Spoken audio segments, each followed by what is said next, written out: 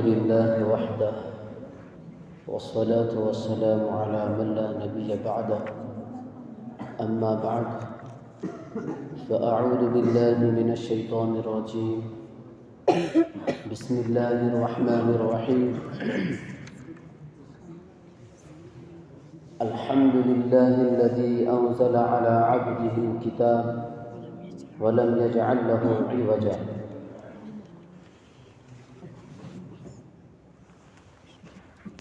محترم حاضرین کرام، بزرگان نوجوانان اسلام اور میرے عزیز طلباء،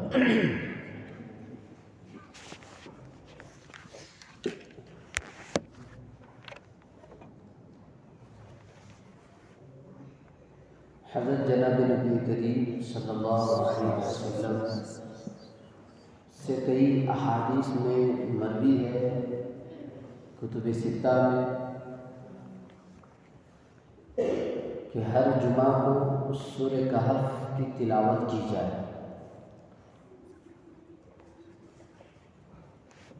نبی کریم صلی اللہ علیہ وسلم نے اپنی امت کو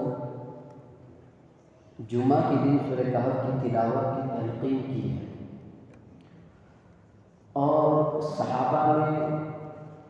کئی صحابہ، حبر الامہ حضرت عبداللہ بن عباس رضی اللہ عنہ اور عبداللہ بن عمر رضی اللہ عنہ، ابو سعید خدری رضی اللہ عنہ، ابو درداء رضی اللہ عنہ، ان صحابہ سے کتب ستہ میں مروی ہے کہ جمعہ کے دن اس سورت کی تلاوت کی جائے۔ بعض روایتوں میں اس سورت کی شروع کی کچھ آیتیں اور آخر کی کچھ آیتیں تلاوت کرنے کی تلقین کی گئی۔ اب مسئلہ یہ ہے کہ نبی نے اور احادیث میں سورہ کہف کی تلاوت کی تلقین کیوں کی گئی؟ ساتھ ہی ساتھ جتنے بھی انبیاء دنیا میں آئے ہیں، ہر نبی نے اپنی امت کو دجال کے فتنے سے آگاہ کیا، اور آخر الزمان جناب نبی کریم صلی اللہ علیہ وسلم نے بھی اپنی امت کو دجال کے فتنے سے آگاہ کیا، اور اس سے بچنے کے لیے ہی جمعہ میں سورہ کہف کی تلاوت کی تلقین کی۔ دجال کے فتنے سے اس صورت میں کیا تعلق ہے، یہ سمجھنا ہے۔ اس صورت میں بڑے بڑے 4 واقعات بیان کیے گئے، جس میں سب سے بڑا واقعہ اصحاب کہف کا واقعہ ہے، دوسرا واقعہ باغات والوں کا ہے، اور تیسرا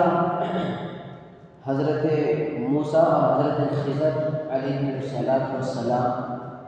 ان دونوں کے سفر کا واقعہ ہے، اور اس کے بعد حضرت ذوالقرنین اور یاجوج ماجوج کا واقعہ اس میں ذکر کیا ہے۔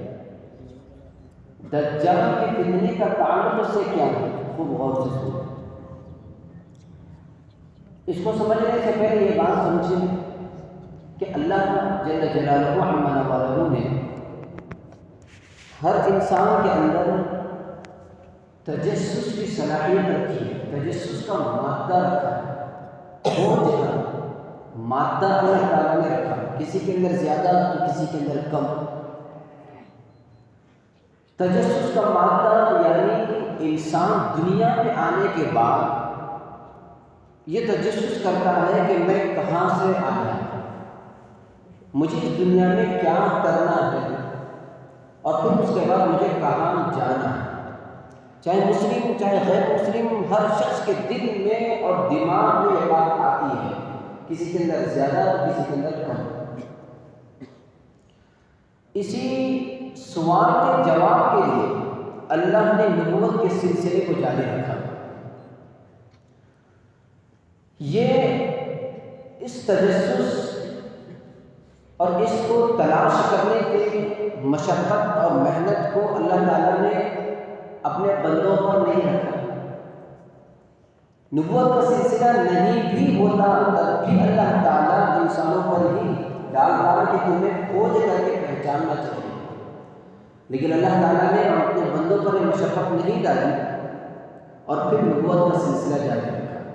ہر نبی اپنے اپنے قوم، اپنے اپنی امت، اپنے اپنی عوام کو، لوگوں کو انہی سوالوں کے جوابات دیتے رہے، سمجھاتے رہے کہ تم کہاں سے آئے، کرنا کیا ہے اور جانا کہاں ہے۔ یہ سلسلہ چلتا رہا۔ آخر الزمان نبی کریم صلی اللہ علیہ وسلم بھی اپنی امت کو یہ سمجھاتے رہے، لوگوں کو سمجھاتے رہے، اور جب یہ سمجھانا شروع کیا دوست مخالف ہو گئے، رشتہ دار دشمن ہو گئے، مخالفت بڑھتی گئی۔ قبول کرنے والے قبول کرتے رہے۔ لمبے عرصے میں ایک بڑا مجمع جمع 10 سال 13 سال کی مکی زندگی میں۔ پھر اس کے بعد جب اللہ کے نبی نے اپنے زمانے میں اس چیز کو سمجھایا لوگوں نے سمجھا، پھر اس کے بعد کچھ ایسے لوگ پیدا ہوئے ریسرچ کے نام پر، تعلیم کے نام پر، تحقیق کے نام پر، تدقیق کے نام پر، تلاش کے نام پر، کھوج کے نام پر کچھ لوگ دنیا کے اندر پیدا ہوئے اور انہوں نے ریسرچ کرنا شروع کر دیا۔ حضور نے نظریہ، ذہن سازی، عقیدہ، ایمان اور یقین ایسا بنایا تھا کہ تم بندے ہو، تمہارا خالق اللہ ہے، تمہارا مالک اللہ ہے، تم بندے ہو، تم کہاں سے آئے، تمہیں کرنا کیا ہے، تمہیں جانا کہاں ہے، ہم آئے، ہم کہاں کیا تھے اور ہمیں کس حساب سے زندگی گزارنا ہے، اور ہمارا ٹھکانہ جنت ہے قیامت میں۔ لیکن یہ جو ریسرچ کے نام پر جو لوگ پیدا ہوئے، انہوں نے دنیا کے اندر ریسرچ کے نام پر لوگوں کو بتایا یہ جو تمہارا نظریہ بن چکا ہے کہ ہمیں اسلام کے نام پر جینا ہے، ہمارا بنانے والا اللہ ہے، ہم ایک مخلوق ہیں، ہمارا ایک خالق ہے، ہم مملوک ہیں، ہمارا ایک مالک ہے، ہم بندے ہیں، ہمارا ایک رازق ہے، یہ سب بکواس ہے۔ یہ ساری دنیا اللہ نے ہمارے نفع کے لیے پیدا کیا، ہمارے فائدے کے لیے پیدا کیا، یہ جو تمہارا نظریہ ہے یہ بکواس ہے۔ ریسرچ کے نام پہ انہوں نے شروع کیا، زمین پہ ریسرچ کیا، آسمان پہ ریسرچ کیا، ہوا پر ریسرچ کیا، مخلوقات پر انہوں نے ریسرچ کیا، اور ریسرچ کر کے سمجھانے لگے کہ دیکھو یہ فائدے ہیں، اور طرح طرح کے سوالات لوگوں کے ذہنوں میں پیدا کرنا شروع کیا۔ اللہ اگر اس دنیا کی تمام مخلوقات کو فائدے کے لیے بناتا تو یہ سانپ بچھو یہ سب تو مہلک ہے، ہمارے لیے تو نقصان دہ ہے، ہمارے لیے تو ضرر پہنچانے والے مضر ہیں، پھر کیسے نفع بخش یہ ساری چیزیں ہوئی۔ ایسے سوالات پیدا کرنا شروع کر دیے جس کی وجہ سے انسان مشکوک میں،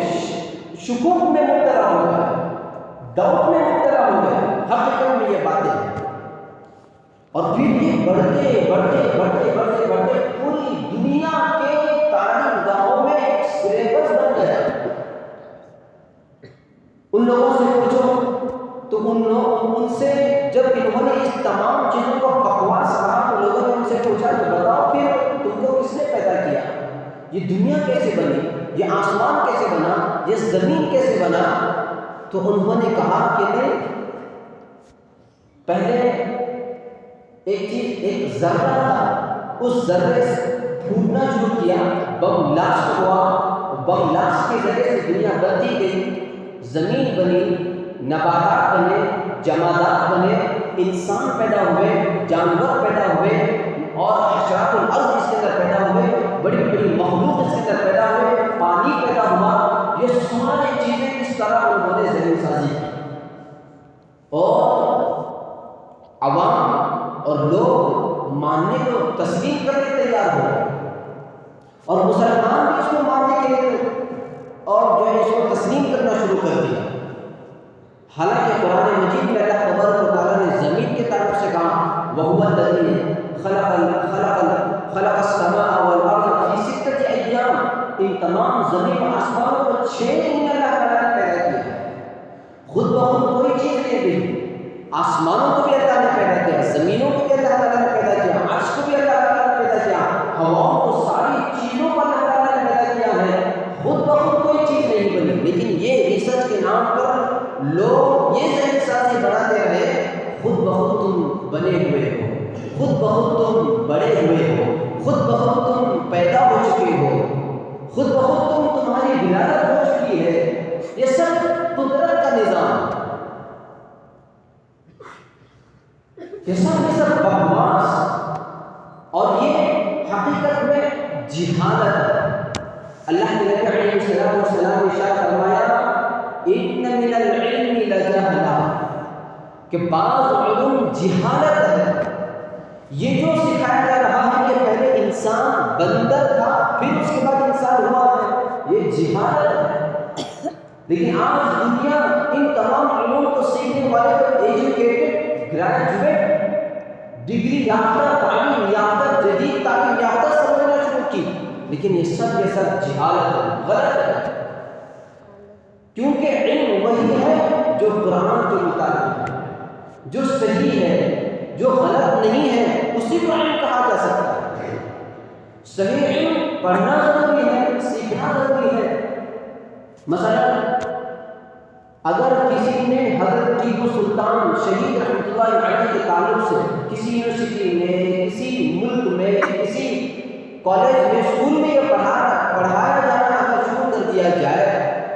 کہ حضرت ٹیپو سلطان ایسے تھے، ویسے تھے، حضرت اورنگزیب رحمۃ اللہ علیہ ایسے تھے، ویسے تھے، اسلام ریلیجن ایسا ہے، ویسا ہے، تو یہ ساری کی ساری جو غلط چیزیں جو سکھائی گئی ہیں تعلیم کے نام پر، اب سیکھا ہوا اس اسکول میں، کالج میں پڑھا ہوا شخص جب سامنے آیا، اس کے ذہن حضرت ٹیپو سلطان کے تعلق سے غلط بنی ہوئی ہے، تو اب اس کو کیا کہیں گے؟ آپ اس کو ایجوکیٹڈ کہیں گے یا اس کو جاہل کہیں گے؟ حقیقت میں یہ جاہل ہی ہے، یہ جہالت ہے، علم بھی جہالت ہے۔ تو اللہ نے اس چیز کا جواب قرآن مجید کے اندر دیا۔ تو یہ پوری دنیا میں اسلامی نظریے کے کہ ہم کہاں سے آئے، کرنا کیا ہے، جانا کہاں ہے، ہم کیا ہیں، ہم کو کیسی زندگی گزارنا ہے، اس نظریے کے خلاف جو چیز پوری دنیا میں تعلیم کے نام پر، ایجوکیشن کے نام پر، یونیورسٹی تعلیم کے نام پر، علم کے نام پر جو پوری دنیا میں پھیلائی گئی ہے، یہی دجال کا فتنہ ہے، یہی دجال کا فتنہ ہے۔ اور اللہ تعالیٰ نے اس کو رد کیا اس سورہ کہف کی پہلی آیت سے۔ اللہ تبارک و تعالیٰ نے فرمایا الحمدللہ الذی انزل علی عبدہ الکتاب ولم یجعل لہ عوجا، تمام تعریف اس ذات کے لیے ہیں جس نے اپنے بندے پر کتاب نازل فرمائی، ایسی کتاب جس کے اندر کسی قسم کی کجی نہیں ہے، کسی قسم کی خرابی نہیں ہے۔ اب پوری دنیا میں جتنے بھی علوم پڑھائے جا رہے ہیں، وہ علوم چاہے وہ سائنس ہو، کیمسٹری ہو، بایولوجی ہو، جتنے بھی علوم، جتنے بھی ایجوکیشن جو پڑھائے جا رہے ہیں، قرآن کے مخالف اگر وہ نظریے رکھنے والے ہیں تو وہ سارے کے سارے جہالت ہے، یہ دجال کا فتنہ ہے۔ اسی لیے اللہ کے نبی علیہ السلام نے اس فتنے سے بچنے کے لیے، دجال کے فتنے سے بچنے کے لیے اس سورے کی تلاوت کرنے کو، اہتمام کرنے کو اللہ کے نبی نے فرمایا۔ اگر یہ ساری کی ساری چیزیں غلط ہیں تو پھر اس یونیورسٹی اور کالج اور یہ بڑے بڑے تعلیم اداروں سے، تعلیم گاہوں سے یہ سلیبس کو کیوں نہیں نکالا جاتا؟ اس کو ختم کیوں نہیں کیا جاتا؟ یہ نظریہ کیوں ختم نہیں کیا جاتا کہ انسان پہلے بندر تھا پھر انسان ہوا، دنیا پہلے ایک بام بلاسٹ پوری کی پوری خود بخود دنیا بنی ہوئی ہے، یہ نظریہ کیوں ختم نہیں کیا جاتا؟ چاہے ہر ملک میں لے لو، ایجوکیشن کے نام پر جو اسلام مخالف ذہن بنایا جا رہا ہے، یہ حقیقت میں دجال کا فتنہ ہے، یہی فتنہ دجال ہے۔ اور اسی کو اللہ تبارک و تعالیٰ نے قرآن مجید میں فرمایا، جو چیز چاہے وہ ایجوکیشن ہو، چاہے وہ پلان ہو، چاہے وہ تدبیر ہو، چاہے نظریے ہو، جو بھی چیز قرآن کے مخالف ہے وہ سب کا سب دجال کا فتنہ ہے۔ پھر آج کے دن کے لیے اتنا ہی کافی ہے۔ اللہ تبارک و تعالیٰ ہم تمام کو عمل کرنے کی توفیق عطا فرمائے۔ آمین وآخر دعوانا ان الحمدللہ رب العالمین۔